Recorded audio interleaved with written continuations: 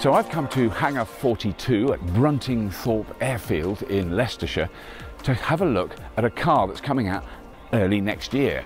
Now, we came and saw another car here, a Citroen, and we weren't allowed to touch it. But this one's different. This is the Vauxhall Mokka-e. This is me touching it. And this is fully charged.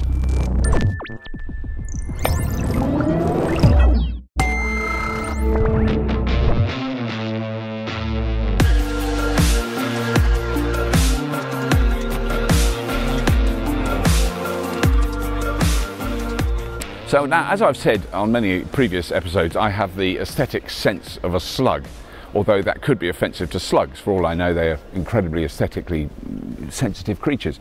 But that said, I quite like the look of this car because it's not a great big fat SUV. It's a little compact, it's smaller. It feels like a lot of a smaller car.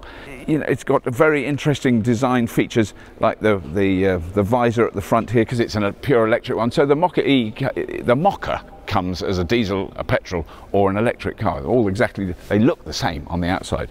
So there's one or two subtle differences on the electric model, and this is the electric model.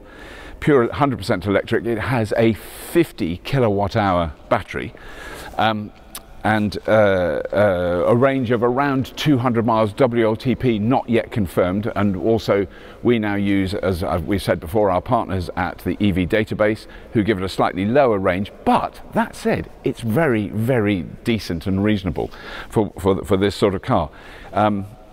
It has lots of screens inside. Now I can get in and I can touch this car, but it isn't actually a functioning model yet. This is really an early pre-production model. This is exactly what the car will look like, but this one isn't fully booted up. They're still building it. They won't arrive till March next year. Don't get moody and stroppy and go, it should have been working in the comments. I know you will. I know you will. I'm just saying, we understand why it isn't working. It does work, like the doors open. Look at that. Beautiful door opening action. Listen to that. Ooh. Now that is a quality sound. I'm going to say something. I grew up with Vauxhalls. My dad had a Vauxhall Victor for years. My mum had a Vauxhall Viva. I know I've mentioned it before. When we slammed those doors, it didn't sound like that. At the moment we can't open the back to show you how much space there is in the trunk slash boot. I like the look of it. It's appealing to me. Now, interesting stuff. This is happening with lots of different cars and on all Vauxhalls.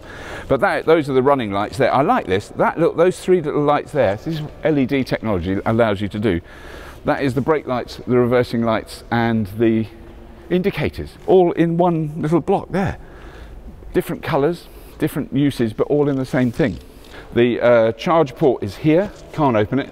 Don't get moody. Can't open it, but it has 11 kilowatts, up to 11 kilowatts for Type 2 charging, and CCS up to 100 kilowatts, which is good. Which means you can charge this car is the standard thing, from sort of 10 to 80% in about 30 minutes. So that side is good. I'll get in the back just to show you that a fat old man can get in the back.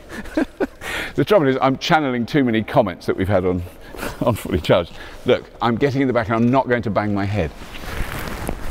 And that is actually, if I had the headrest up, which I haven't got, it's very, very roomy at the back. That is very nice. But let me have a go in the driver's seat, even though I can't drive it. Right. So unfortunately we can't turn it on, but it's very, very straightforward. We've got some footage of the dash functioning. The drive modes, I can see that is very easy. It's got like lovely little switches. It's very, very simple. And actually, sitting here now, I can tell the screens are really nicely positioned and very, very close to the bonnet. But I mean, from that point of view, you just know. I mean, basically, car makers today, they know how to do this stuff. Vauxhall know how to do this. The PSA group know how to do this. This is really nicely done. Can't really judge it till we have a drive of it next year, but we're going to, so that's good. It seems very I'd say it's very, very competent. Some people will love the wheels for the reasons that people love wheels. I think they look round to me. So they're going to function really well as wheels and tyres, and they've got nice disc brakes. I can appreciate a good disc brake. So the Mokka-e comes in at £30,840 in the UK after the UK government grant, which roughly translate to as €43,000 or $39,900 today. Tomorrow that will be very different. In 6 months' time, who knows? So that's basically what it costs. It's fuel economy, which is another thing we cannot possibly put anything firm down at the moment, but it's 290 watt-hours a mile, which roughly translates as 3.5 miles to the kilowatt hour, which is kind of average for, you know, it's not terrible and it's not brilliant. It's sort of roughly in the middle.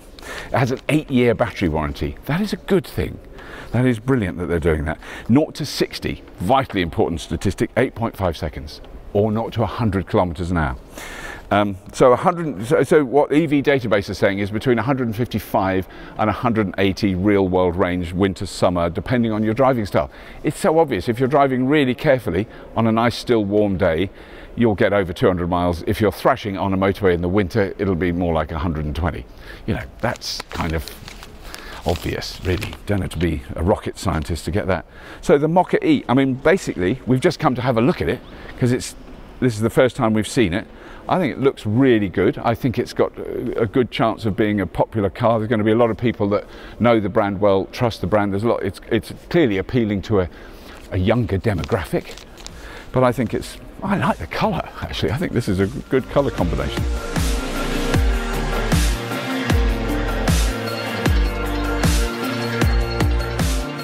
So I think what we're seeing here is it's the sign of the times. So every manufacturer in the world is making electric cars, and what I think is exciting about this is they're getting better. This is a really nice electric car. This isn't a compliance car that they've got to make 12 electric cars so that they're allowed to sell petrol ones that you can drive in London. No, this is a mass market, mass produced electric car out of a very old and trusted brand that's been going since 1903.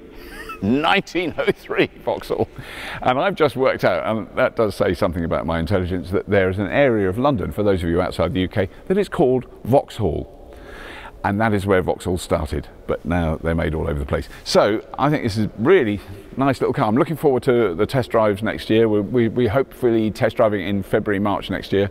The deliveries start from March next year, and they've already got some orders, so there's people waiting to have their Mokka-es. Anyway, that's what we've got time for. This is a real quick walk around the car, just have a look at it.